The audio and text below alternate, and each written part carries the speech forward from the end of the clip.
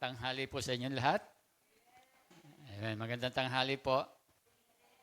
Parang inaantok na kagad kayo Sige po, tayo po yung manalangin. Purihin kayo, Diyos. Lord, marami pong salamat. Narito po muli kami, Lord, sa aming pangalawang Sunday worship, Panginoon.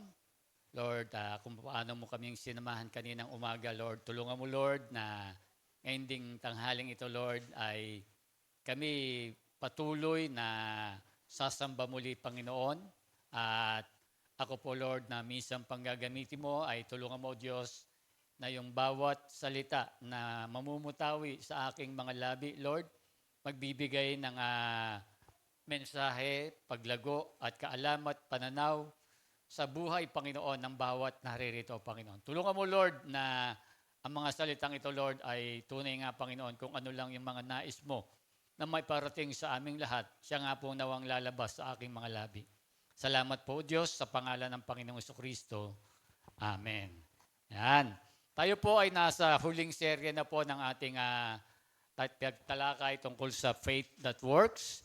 At yung mga natapos na po natin, next slide po kuya. Yan, next slide pa. Yeah. Yan, yung faith in fire na natutunan natin na yung ating pananampalataya ay dumadaan talaga yan sa pagsubok. Amen, na tayong mga anak ng Diyos, bahagi na ng buhay natin yung pagsubok. Kaya lang, hindi tayo katulad ng mga di mananampalataya. Sa kanila, iba yung yung pagsubok ay inaral natin dito.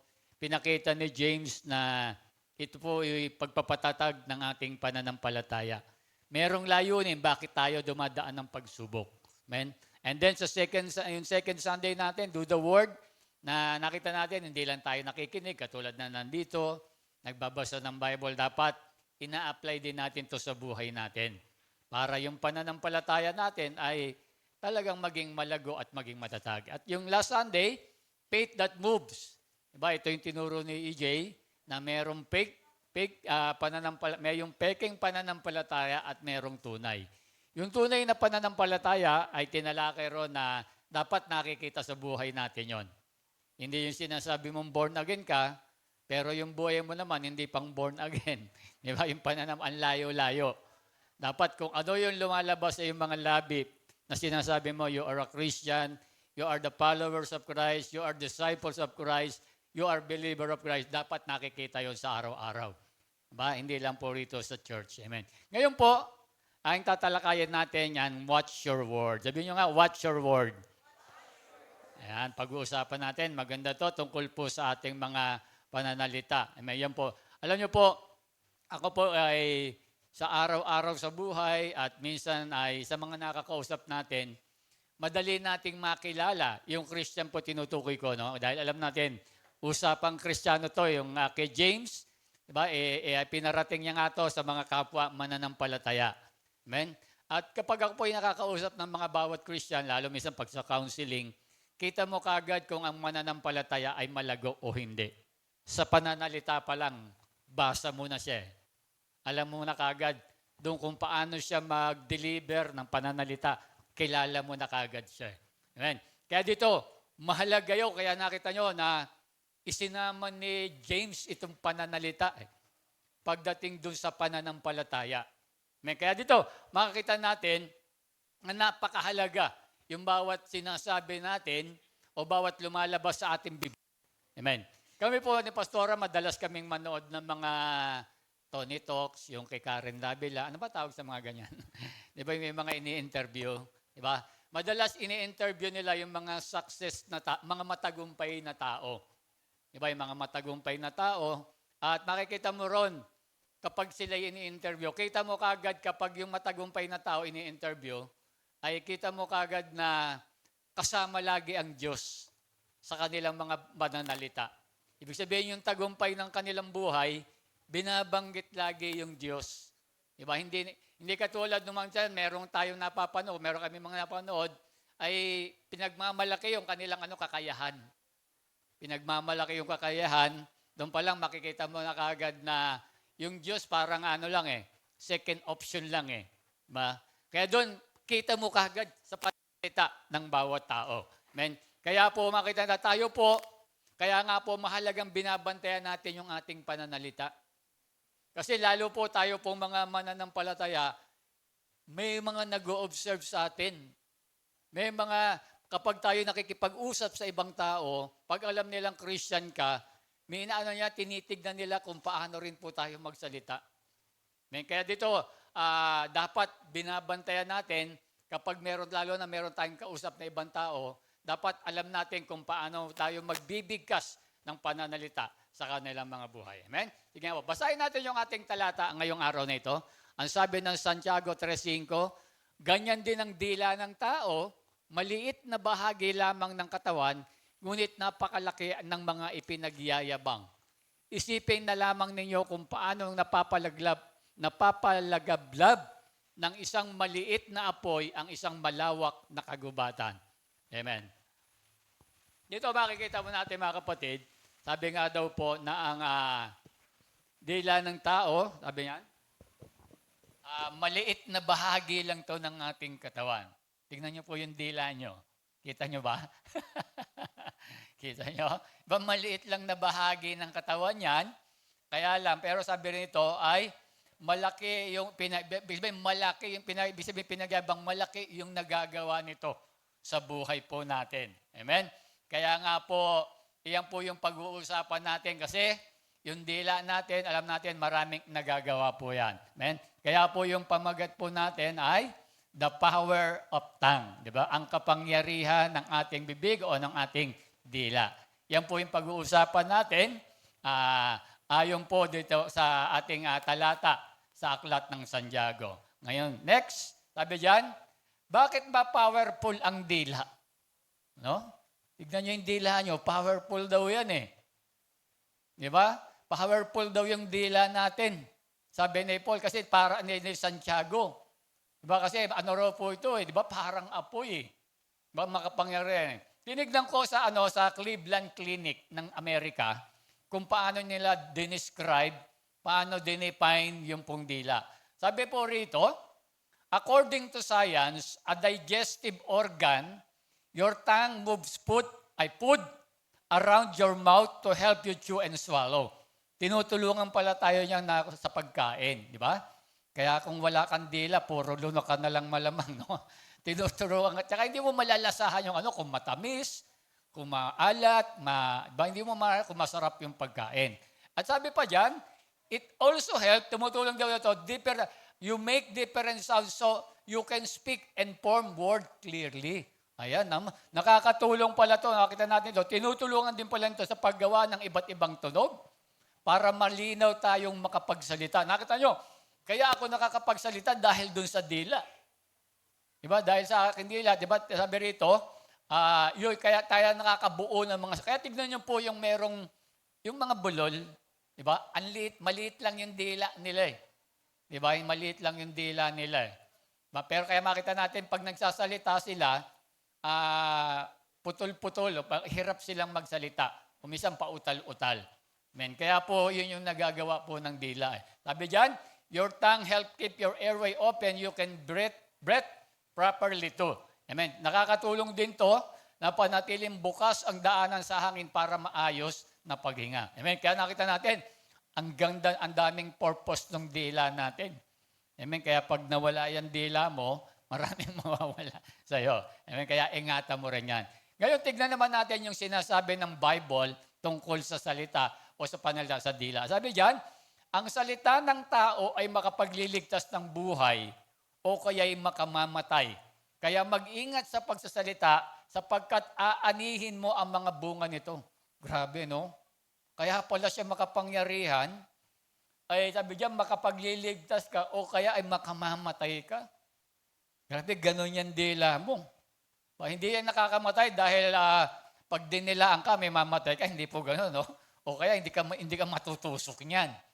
Kasi di ba sabi natin sa science kanina, yan daw kaya ka nakakabuo ng pananalita. Di ba? Kaya ka nakakapagsalita dadon sa dila. Kaya lang sabi ng Bible, kapag nagsasalita tayo, dagaling sa dila, pwede ka makapagligtas pero ka makamatay. Kaya sabi, mag-ingat sa pagsasalita sapagkat aanihin mo ang bunga nito. Pwedeng maganda at pwedeng hindi. Amen. Kaya po, yung pananalita natin, medyo pakakaingatan po natin yung mga bagay na yan. Amen. Kaya ito po yung ating pag-uusapan ngayon. How does the Word of God reveal that the tongue is powerful? Paano ba inihayag ng salita ng Diyos na ang ating dila o ang ating pananalita ay napakamakapangyarihan? Ayan. Babasahin po natin mula po sa Santiago 3, 1 hanggang 12. Doon po ay binigyang pansin ni James yung pong kapangyarihan ng dila, kung ano yung nagagawa nito sa buhay po natin. Amen. Handa na po ba kayo? Amen. Unahin po natin. Sabi sa Santiago 3:1, ang una, the tongue's dangers and warning. Yung pong mga panganib at mga babala tungkol sa dila. At sa verse 3:1, yan, inuna dyan, yung the serious responsibility of the teacher. Sa 3:1, doon muna tayo. Alam niyo si Santiago, sinimulan niya kagad doon sa mga guro, yung nagtuturo. Basta sinabing guro, nagtuturo. Katulad nung nakita ko, nagtuturo din yung mga kay Ate Des, yung mga bata, nagtuturo yon. Sino yung mga light group leader dito? Maraming light group leader. Kayo po muna yung kakausapin ko. Diba yung mga nagtuturo? Kahit yung mga nagtuturo sa bata. Diba? Kayo po muna yung kakausapin. Inuna to ni James. Bakit? Kasi nakatuon tayo sa pananampalataya. Kasi nagsasalita ka para dun sa tao. Dahil tinuturuan mo ng salita ng Diyos. Mahalaga na ang bawat salitang lalabas sa iyong mga labi, totoo at tama. Dahil kung mali yan, sabi kanina, pwedeng makamatay at pwedeng makabuhay. Pwede mong madala sa impyerno at pwede rin hindi. Kaya sabi niya, mga kapatid, huwag maghangad na maging guro ang marami sa inyo. Dahil alam niyong tayo'y nagtuturo ay hatulan na mas maigpit kaysa iba. Kasi minsan gusto natin magturo for what purpose? For what objective? Gusto lang ba natin may titulo tayong guro? O meron pa iba tayong layunin? Kaya sabi ni James, di ba, yung warning niya dyan, ba, the serious responsibility na huwag tayong maghangad na maging guro. Hindi na sinabing huwag kang magturo, pero kung maganda yung iyong layunin, pagtuturo para sa mga spiritual na bagay, gawin mo yung mga bagay na yan. Kaya lang, dapat maging maingat. Di ba? Meron pong warning po ang ating Apostol James Santiago. Kaya sabi ko, pag sinabing guro, yung nagtuturo, nagtuturo to, kaya nakatuon muna tayo doon sa pagiging guro. Amen. Ano ba yung pananagutan ng guro? Ito, number 1, sabi dyan, sa Hebrew 13:17, sundin ninyo ang mga namumuno sa inyo at magpasakop kayo sa kanila dahil sila ang nangangalaga sa spiritual niyong kalagayan. Diba? Sabi rito, at alam nilang may pananagutan sila sa Diyos sa pangangalaga sa inyo. Kasi yung mga teacher natin, mga leader yan. Diba? Sabi niya, meron tayong meron tayo, dapat magpasakop daw tayo sa kanila. Bakit? Meron silang pananagutan sa Diyos. Diba? Kahit yung mga nagtuturo sa mga bata, may pananagutan yan. Kasi kung ano yung maituturo natin sa tao, diba, sa mga bata o sa matatanda man, sinusunod nila yan, leader tayo eh. Diba? Kaya po mahalaga yan eh. Kaya nga, nung una, natatandaan ko yan, si tatay, ni Jerejelin, diba? Nung una yan dito, kinukwento sa akin ni ate ng kanyang mga anak, na kung ano raw yung sinasabi rito, ginagawa raw talaga ni tatay. Grabe talagang napakamasunong rin ni tatay. Kung ano rin sinasabi ko sa pulpito, ganun kahalaga kasi. Kaya nakita niyo po yan si tatay. Ngayon dito nagtatrabaho kila tatay Mervin yan. Diba? Dito kila tatay Mervin. Pag Sunday po yan, kahit may trabaho sila ng Sunday, tatakas po yan. Hindi na nagpapaalam kay tatay Mervin, aalis na lang bigla yan. Bakit? A-attend kasi ng gawain eh. Pero yung mga kasama nila na yan, nagtatrabaho pa rin. Pero hindi siya pinapagalitan yung tatay Mervin, alam niya na. Di ba? Kasi alam niya yung naririnig niya. Kaya nga nakita niyo, sa baka kahit yung mga nagtuturo sa bata, kapag nagtuturo kayo sa bata, kung ano yung sinasabi niyo, alam nila tama yun. Kaya mahalaga dapat yung mga itinuturo natin. Sabi diyan, di ba? Kung sila'y susundin nyo, magagalak sila sa pagtupad ng kanilang tungkulin. Kung hindi, sila'y mamimigati at hindi ito makakabuti sa atin. Amen. Alam nyo, yung sa dulo, di ba? Kung sila'y hindi mamimigati, hindi ito makukatulong sa atin. Amen. Kaya makita nyo, minsan nakita ko yung talatang yan, nakakalungkot. Di ba? Minsan, bilang isang guro o teacher, di ba, nag-aim ka na ano, no? Lalo dito sa church natin, doon sa mga LG natin, no? Hindi ko po kayo sinesermonan, kaya lang, ay, amatay ito. Ako'y nalulungkot lang, gumagawa tayo ng paraan para matuto yung mga teacher natin. Nagkaroon tayo ng hermeneutics, hindi umaatin yung bang LG leader natin. Diba? Nakakalungkot, sabi ko nga kay Pastora, nakakalungkot naman. Gumagawa tayo ng paraan para matuto sila kasi buhay po yung pinag-uusapan rito, kaluluwa. Diba? Hindi po ito mga ano pa mang bagay lang.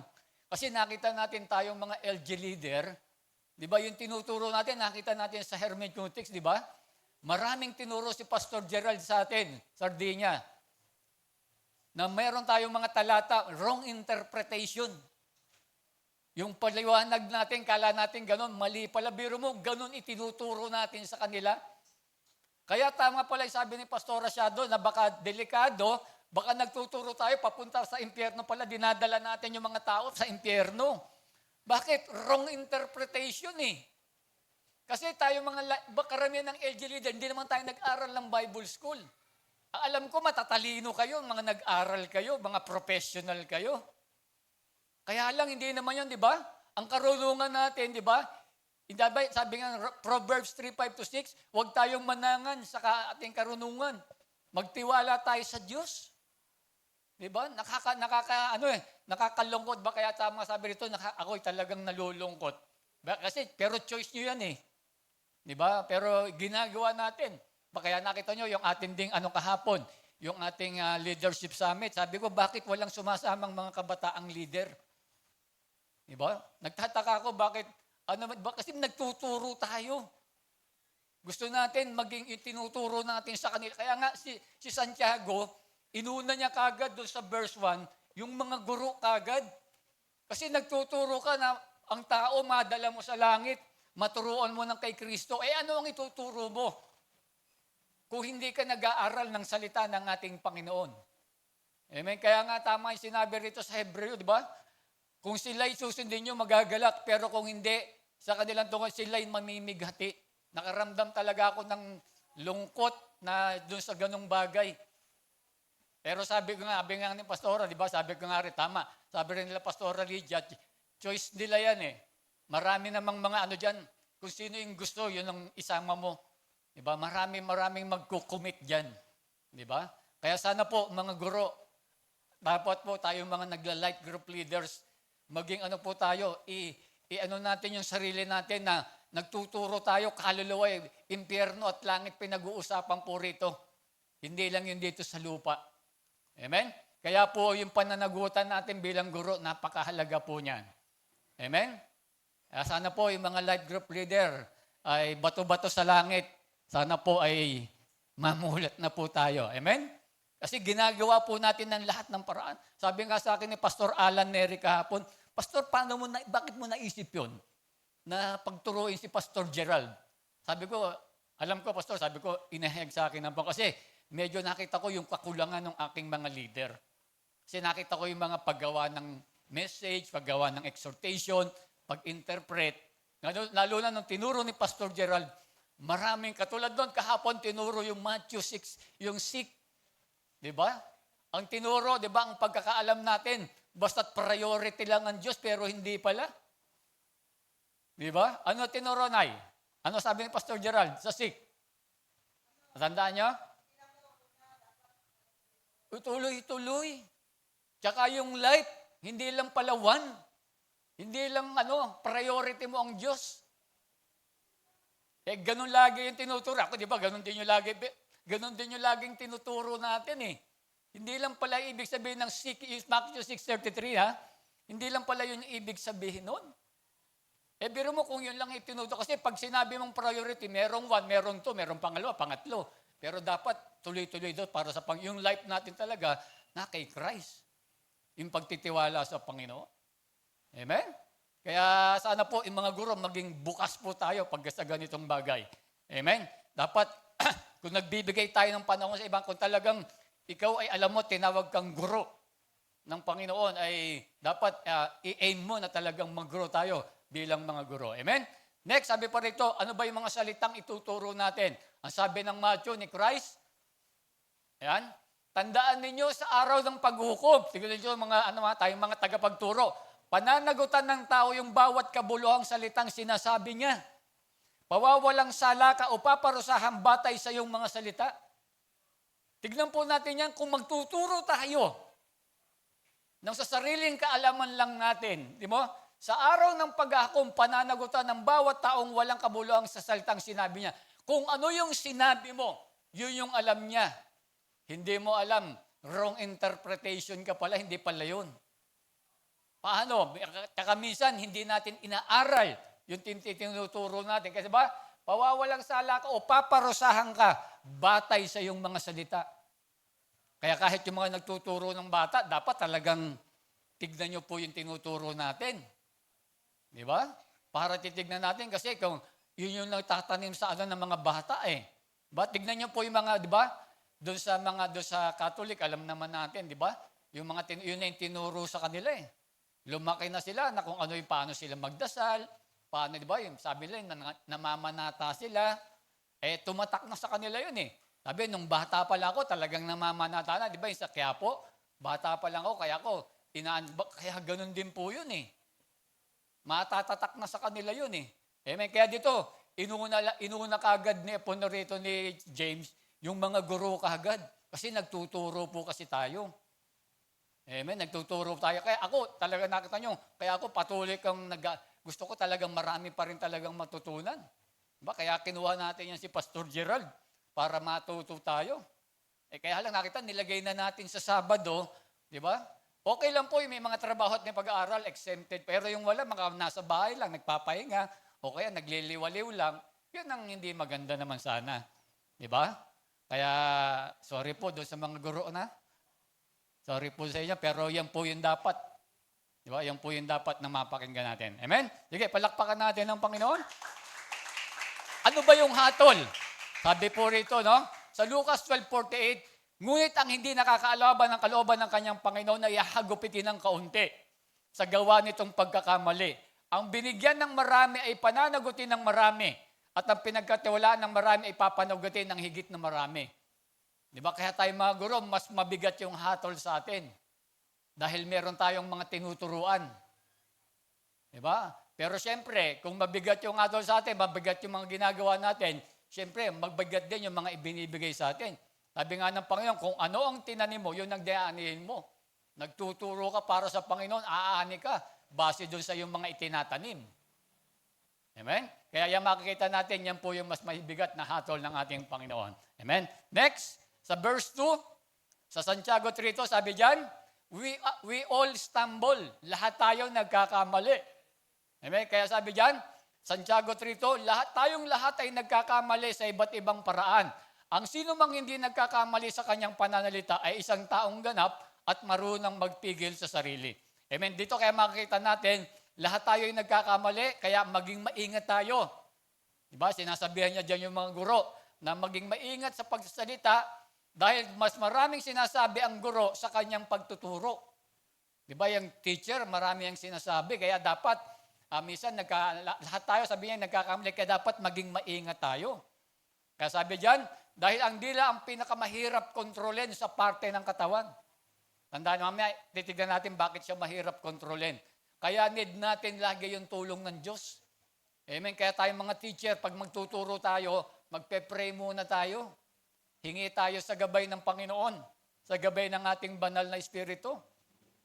Hindi, kasi minsan, mas sa sobrang galing natin, kasi di ba, lalo mga estudyante, merong mga project, merong mga reporting, kayang-kaya nyo, ipaliwanag yan eh. Iniisip nyo, ganun din, kaya kahit hindi na nagpe-pray, okay lang. Mas madali ngang ipaliwanag, di ba? Pero hindi. Lahat tayo nagkakamali. Kaya dapat yung tinuturo natin, mga teacher, inaaral natin to. Di ba? Kaya nakita nyo si Pastor Gerald, di ba? Sabi niya, Yung lesson, binabasa niya yung buong yung buong aklat. Ako, natuto ko sa kanya. Ngayon, ganun din ginagawa ako ngayon. Binabasa ko rin muna yung buong aklat, kung ano yung talatang gagamitin. Para alam mo kung para kanino yon at kung ano yung mga iba pang mga bagay tungkol sa aklat na yon. Amen. Kaya dito makikita natin, para po makita natin, kailangan kasi natin yung tulong ng Diyos. Kaya pag nagtuturo po tayo, magpe-pray po kayo. Bago tayo magturo, hingi kayo ng gabay sa Panginoon para yung ituturo natin, ginagabayan ka ng Diyos kung ano yung mga sasabihin po natin. Amen? Sige nga po, palakpakan natin ng Diyos. Amen. Number 2, sa verse 3, point number 2, the dangerous power of the tongue. Diba? Yung mapanganib na kapangyarihan ng ating mga bibig o tongue. Sabi ko, the tongue is the small member but can cause great harm. Diba? Yung ating mga dila, tingnan na, yan ba yung nakalagay ko ba yan? Ayan. The tongue is a small member of the body but can cause great harm. Napakaliit lang na parte ng katawan natin to, pero grabe yung nagagawang pahamak nito kapag hindi tayo marunong kumontrol dito sa ating mga pananalita o dila. Sabi nga po, ang dila ay walang buto. Tignan nyo, ang dila niya walang buto, yung kapain nyo. Walang buto yan. Pero sabi rito, ngunit, sapat na yung lakas nito para makasira at makabasag ng puso. Di ba? Walang buto yan. Di ba kasi mga buto, yan yung malalakas. Pag sinuntokan nito may buto, masakit yun.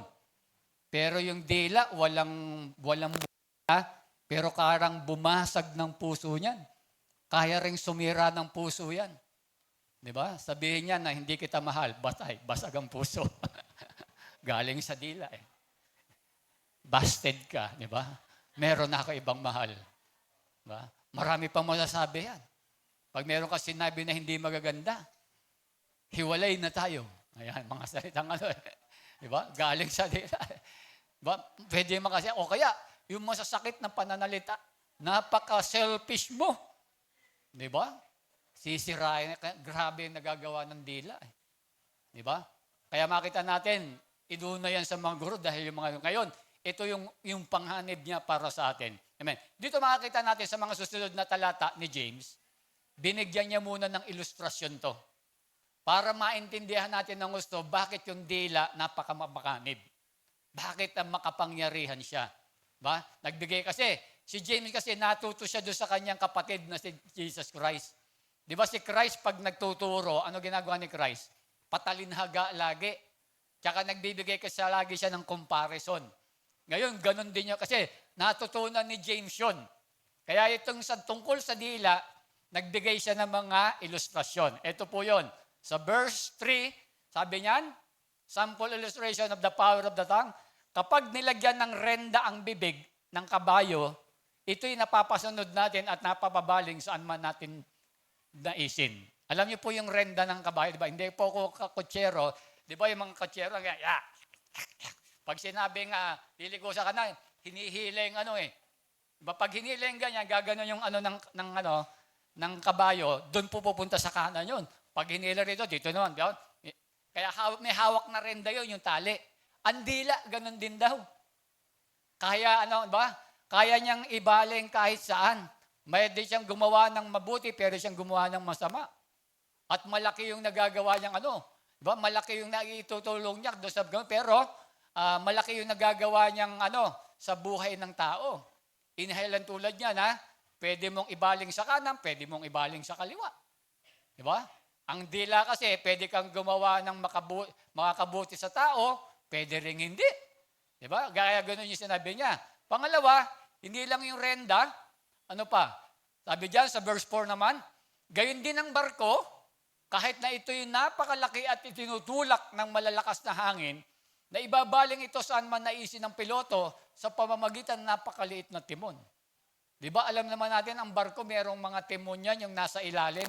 Napakaliit lang, ang laki ng barko halos katiting lang yan doon sa Pero tandaan po natin, sabi, tinanong nga kay tatay kanina, kay tatay Bebot, dahil nag-ano po yan, nagsisiman yon. Sabi niya nga, yung araw po na yung timon, yun yung nagigiya kung saan kakaliwa o kakanan, yung barko. Diba? Maliit lang yun, ha?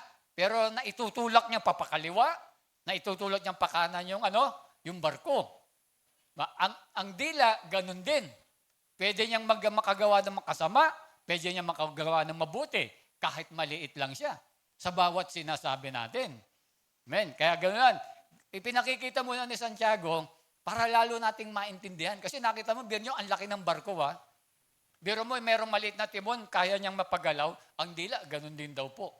Amen. Pangatlo, sabi niya dyan, isa pang illustration niya, doon sa mga maliit na apoy.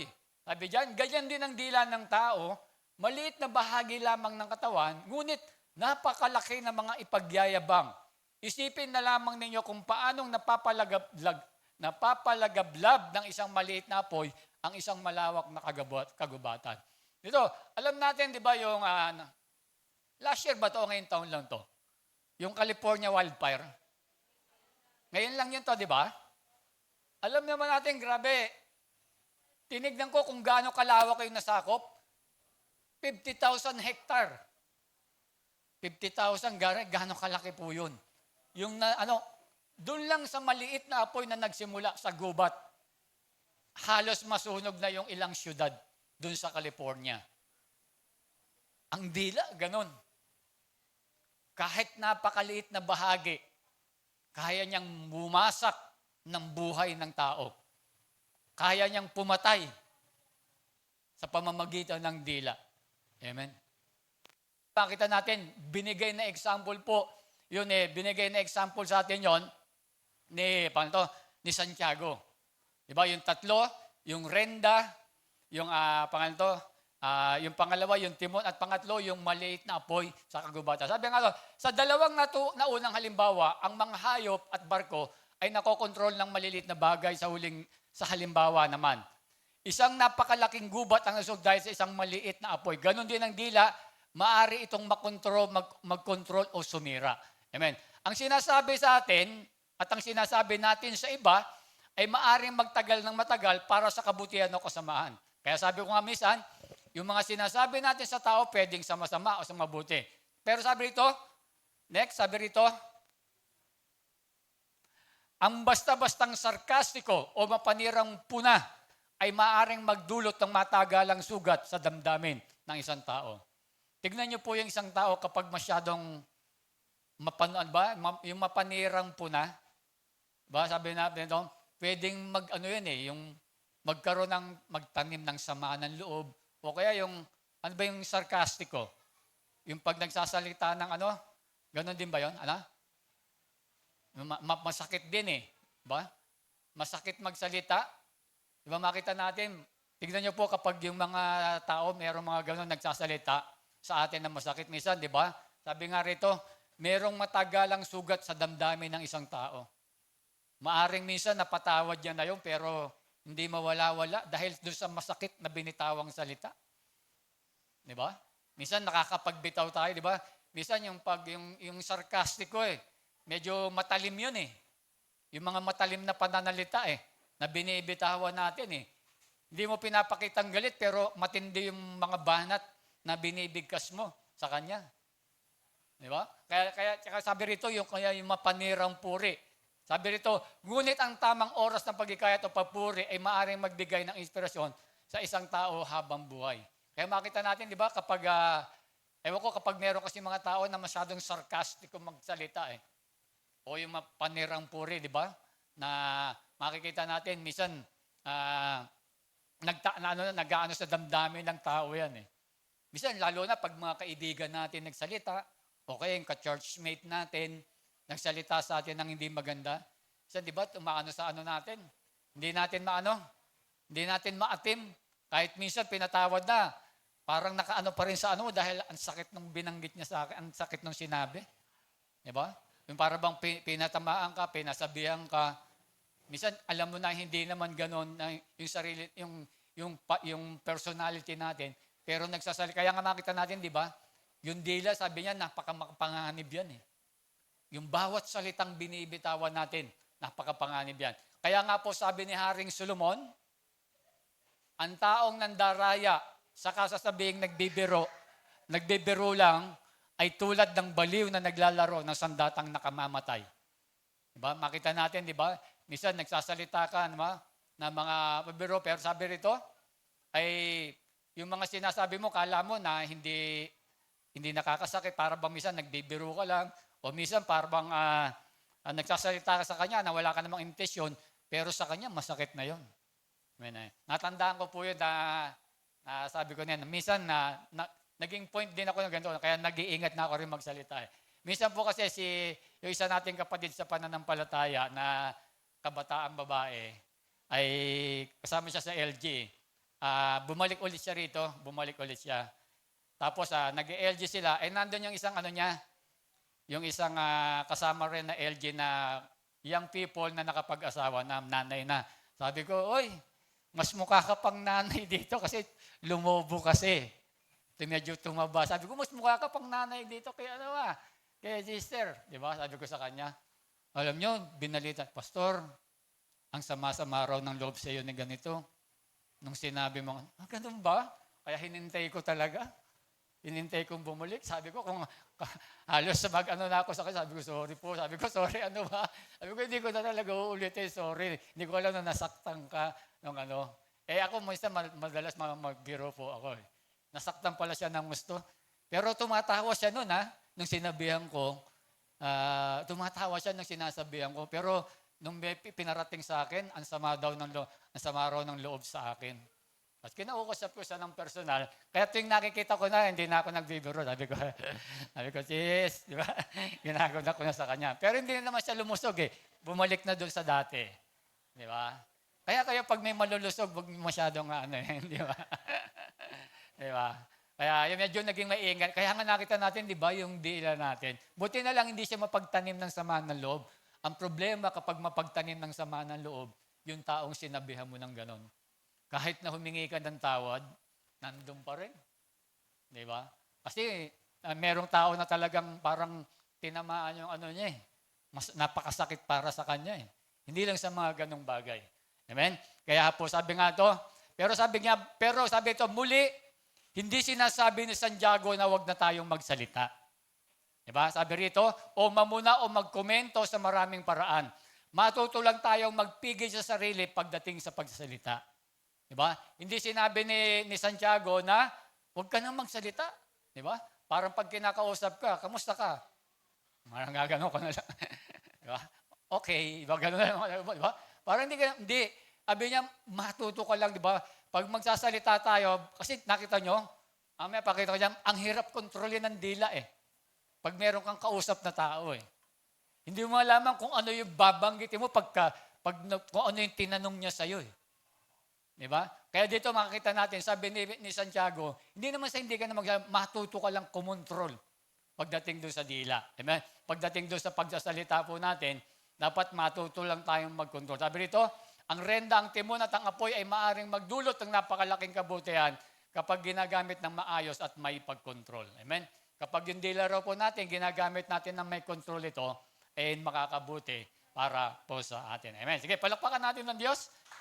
Amen. Verse 5, verse 6. Sa verse 6, Santiago 3:6, strong warning about the power and danger of tongue. Ito parang tinodo rito ni Santiago Di ba? Yung pong strong warning about the power and danger of tongue. Bakit? Ang dila raw ay parang apoy. Amen. Kaya makita natin, di ba, kanina, inahalin tulad dun sa naglalagablab. Di ba? Sabi nga po rito, yung apoy daw, ibig sabihin ng dila ay maaring magdulot ng pagkawasak, katulad ng isang maliit na apoy na maaring magsimula sa malaking sunog. Natatandaan ko, di ba, last Sunday po, kung di ba, hindi kami naka-attend nung 3:00, nag-tapos meeting, dahil nagkaroon po ng sunog dun sa amin nung last Sunday. Mga mag-3:00, nung papunta na po kami rito, ay nakita ko po na dinala ko po yung sasakyan doon sa highway dahil susunduin ko si Pastora, hinihintay ko ron. Nakita ko yung mga bata nagtatakbuhan. At nakita ko parang malapit yung sunog. Tinawagan ko si Pastora, sabi ni Pastora, sabi ko, tingnan mo nga dyan, parang sa atin yata yung sunog. Nang tumingin po siya sa bintana, nakita niya doon sa may, yung apoy na, nandun sa likod pala, malapit doon ba yung bahay namin, ito yung isa isang bahay, nasa likod, nandito lang po sa likod namin. Yung apoy. Amen. Kaya makita natin, tinanong na namin, tapos tinanong ko, saan ba nagsimula yung sunog? Ano pa pinagsimulan? Yung mga bata daw po naglalaro ng imposporo, nag-apoy. May nasindihang bagay, para ba siyempre bata, inihagis daw. Walang mga tao doon sa yung mga bata lang, ayun. Yung maliit na apoy, kumalat. Yun, kaya ang bilis po, light materials yung bahay po nila. Sunog kagad po yon. Kaya nakita, ang dila, ganun daw. Diba? Konting salita mo lang na masakit, na nakakanamdamin, grabe, wawasakin yan yung buhay ng tao, o ikaw, mawawasak yung buhay natin. O maaring makamatay tayo.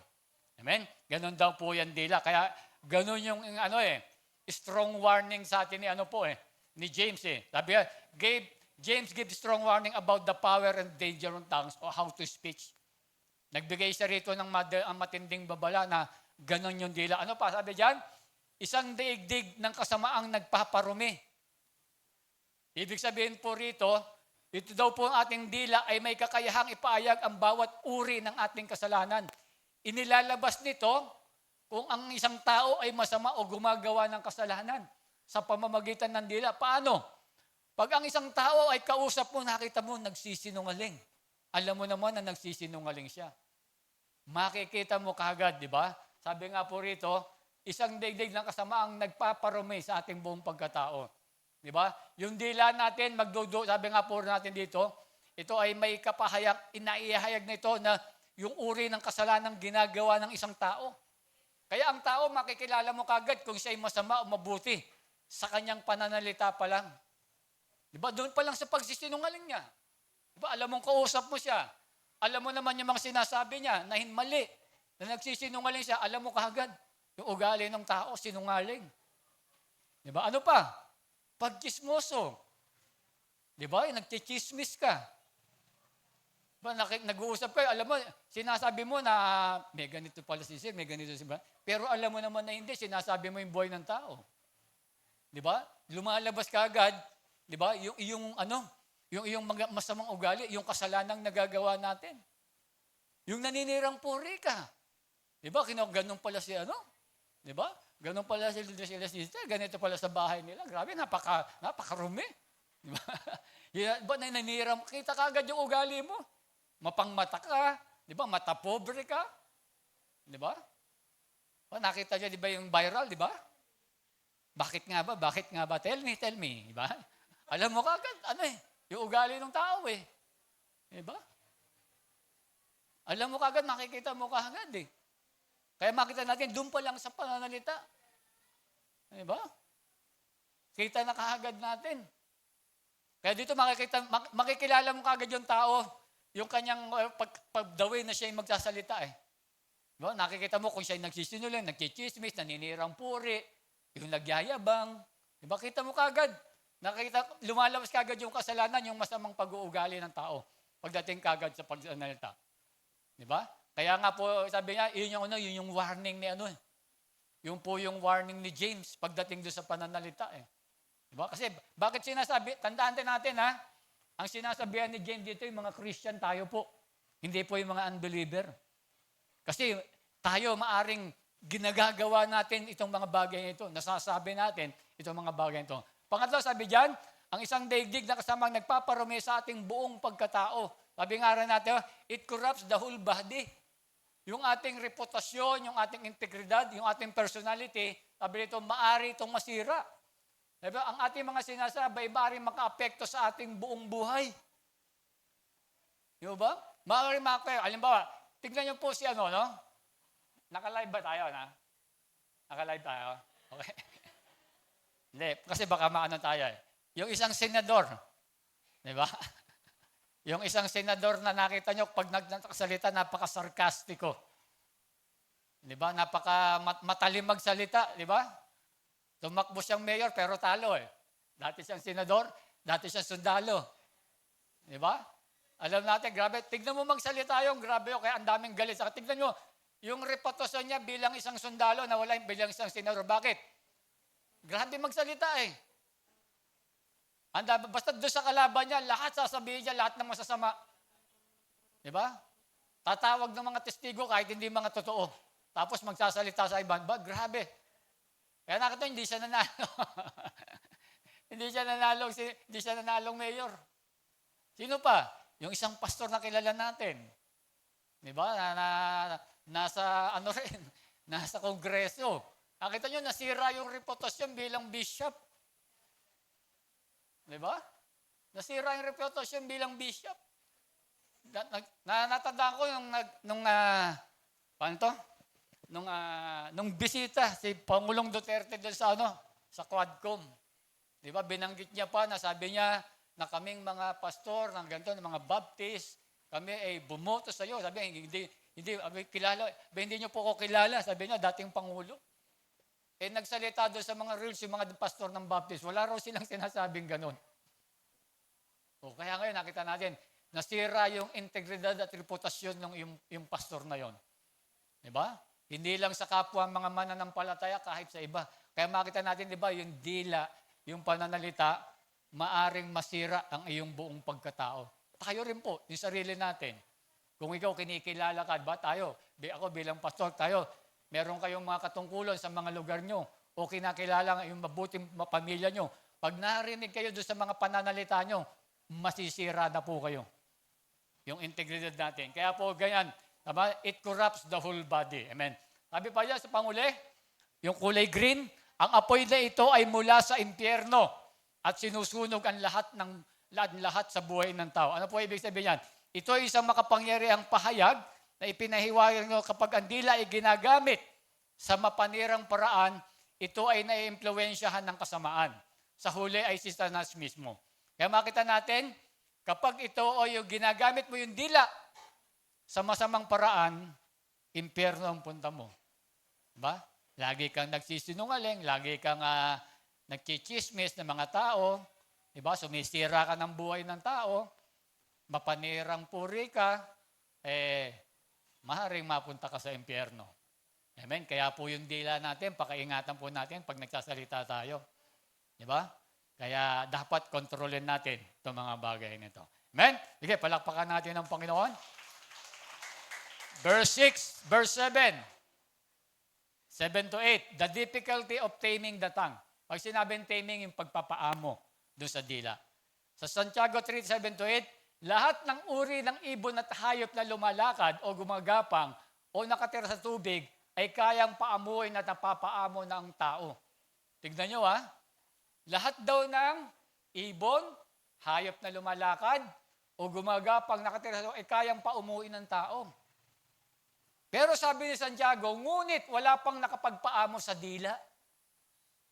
Yung hayop, gumagapang, lumilipad, lumalangoy, napapaamo ng tao. Di ba? Yung si Chabot Singson, nakita ko, nag-aalaga ng leon. Di ba? Grabe nakakatakot, mag-aalaga ka ng leon, lalamunin ka nun Napapaamo. Pero sabi ni James, ngunit wala pang nakakapagpaamo sa dila. Ano ibig sabihin? Wala pang nakakapag-control sa dila. Di ba? Kaya nga makita natin, sabi nga po rito mga kapatid, walang taong kayang supili ng dila, gayunpaman ay dila ay maaring sa ilalim sa kapangyarihan at kontrol ng banal na espiritu. Kaya ang Diyos lang po yung makapagpaamo sa dila. Di ba? Hindi natin kayang, di ba? Nakita nyo, sabi nga po rito, di ba? Masasabi natin na tanging Diyos lamang ang makapangyarihan at higit sa dila ng tao. Diba? Kaya nga po nasabi ito, kaya makita natin, di ba? Ang hirap kontrolin kapag sabi ko nga, pag merong kausap na isang tao, ang hirap mo siyang kontrolin o mapaamo. Hindi daw katulad ng hayop, kaya pa natin. Pero sabi nga po dito, sa banal na espiritu, sa pamamagitan ng kapangyarihan ng Diyos, kaya natin to. Kayo po ni Pastora, madalas pag nagkatalo kami niya ni Pastora, hindi naman kami nagsusuntukan o nag-aaway. Pag nagtatalo kami, minsan kasi, nung kinasal kasi ako yung right, nasa right yung mga lalaki, pag mag-asawa na right na yung babae. Di ba? Pag kinakasal lang kami right, sa right lagi-lagi lalaki. Pero pag kinasal na, yung babae na right, tama? Tama? Tama, Des? Pag kinakasal lang tayo, lags, sa Sa right tayo. Pero pag mag-asawa na, babae na right. Ayan. Tandaan niyo po yun, ha? Huwag niyo kakalimutan. Hindi, joke lang yun, joke lang yun. Amen. Kasi po, di ba, kami pag nagtatalo ni Pastora, ay minsan nagpapalitan kami kasi pareho kami magaling po eh. Nagpapalitan kami ng minsan mga pinagtatalunan namin. Minsan napapansin ko, parang naiiba na yung takbo ng sinasabi ni Pastor. Parang lumalayo na eh. Parang bumabalik sa 1990. Parang parang wala na. Tsaka iba na yung mga lumalabas eh. Sabi ko, stop muna tayo. Sabi ko, pray muna tayo. Ganun. Kasi ang hirap kontrolin ng dila. Kapag ganun po yung ginagawa natin, tinuloy-tuloy yung parang delikado na. Kaya kailangan pray. Ang makakapag-control lang yan ang Diyos. Kasi kapag mamaya makita natin dito meron pa mga quote ako mapapakita, na kapag tayo'y galit, lahat ng masasakit mailalabas mo yan. Kahit ayaw mong sabihin, di ba? Yung itinatago-tago mo doon sa asawa mo na sama ng loob, pag dumating yung galit, mailalabas mo yan. Mailalabas mo yan. Amen? Kaya dito makita natin, di ba? Kaya dito, sabi nga po rito, na dapat napakahirap kontrolin yan. Diyos lang po ang makakapag-control ng ating mga dila. Diyos lang ang makapagpaamo nito. Di ba? Kapag tayo po yung nagsasalita. Kasi ang hirap, pag nakikipag-usap ka sa tao, minsan kung ano yung nasasabi natin eh. Di ba? Ayaw mo mang sabihin, pero minsan gusto mo magyabang, gusto mo magpasikat, sasabihin mo na yung mga bagay na kahit eksahirado eh. Di ba? Kahit minsan 10 lang, gagawin mong 100, gagawin mo 1,000. Di ba? Medyo gagawin mo, hindi ka masama ka, gagawin mo mabuti ka. Di ba? Gusto mo maging sa tao eh. Kaya makita natin, di ba? Ang hirap kontrolin. Pero kapag ang Diyos lang yung pwedeng kumontrol. Di ba? Ng mga dila. Kaya makita, sabi ito, kahit di naman hindi tayo galit, tandaan natin, minsan talaga kung ano-ano yung sinasabi natin. Kaya nga po, sabi rito, di ba? Less talk, less mistake. Di ba? Mas mainam, konti na lang, di ba? Mahirap yung konti na lang. Kasi minsan ba, minsan pag nag-ano tayo eh, siguro sa babae, natural yun talagang maraming natural ba sa babae yun? Lagi babae, no? Pag tinanong mo, kamusta yung ang dami sinasabi niyan. Ang lalaki, pag kamusta ka, okay lang. Pero ang babae, tinanong mo, ang dami niyan. Dadaan pa dun sa ang dami sinasabi. Kaya minsan merong natatama ang iba. Di ba? Pero natural naman niya, hindi naman siguro, ganun talaga nila. Kaya nga, nakita mo nung kinakausap ng demonyo si Eva, di ba? Ang dami sinasabi ni Eva eh. Di ba? Kaya yun, na-tempt tuloy. Di ba? Kaya dito makikita natin, mas mainam less talk, less mistake. Di ba? Ang sabi nga ng kawikaan, at daw meron sa kawikaan eh, mas mainam pa raw tumira sa bubong ng bahay. Tandaan niyo ba yung verse na yon? Kesa doon daw sa loob ng bahay na merong madaldal. Tignan niyo yung verse na yun. Merong verse nun, di ba? Mas mainam daw sa bubong po ng bahay tumira kaysa doon sa loob ng bahay na ang kasama mo ay madaldal. Hindi ko lang alam kung sinabi babaeng madaldal o madaldal lang. Babae ba? O babae pala, Talaga. Di ba? Kaya makita na pag sobrang kaya mas mainam, di ba? Kaya kasi pag yung konting salita, di ba? Konti yung maging Ito pa yung natin, quote. Sabi ni Tony A. Gaskin Jr., never speak from a place of hate. Di ba? Tama naman eh. Pag nasa panahon tayo, naggalit ka, parang sa malo, huwag kang, marami kang masasabi na hindi maganda. Ano pa? Kapag ikaw ay naiinggit, nagseselos ka, huwag ka na, stop Kasi siyempre, di ba, pag naiinggit ka, nagseselos ka, di ba? O galit ka, o kaya insecure ka, lahat ng pangit, masasabi mo. Lahat ng masasama, masasabi mo. Naiinggit ka eh. Galit ka eh. Nai-insecure ka sa tao eh. Di ba? Lahat masasabi mo doon sa ibang tao. Kapag kaya makita na, sabi niya, evaluate your words before you let them leave your lips. Sometimes, it's best to be quiet. Di ba? Mas mainam, na tumahimik na lang. Pag alam mo, nandun ka sa panahon na ikaw ay naiinggit, di ba? Kapag ikaw nag-iinggit, insecure, galit, di ba? May sama ng loob, mabuti na lang na tumahimik na lang daw po tayo. Amen? Sige nga po, palakpakan natin ang Panginoon. Amen. Last na po tayo. Last sa Santiago 9 to 12. The inconsistency of the tongue. Ibig sabihin, ang tongue kasi, ang dila, ang pananalita, pabago-bago kasi yan eh. Di ba? Kaya basahin po natin yung talata. Ang sabi dyan, Santiago 3:9-12, ito ang ginagamit natin sa pagpupuri sa ating Panginoon at Ama, at ito rin ang ginagamit natin sa panlalait sa taong nilalang na kalarawan ng Diyos. Di ba? Pag nandito tayo sa church, ito yung ginagamit natin, di ba? Purihin ang Panginoon, sambahin ang Diyos.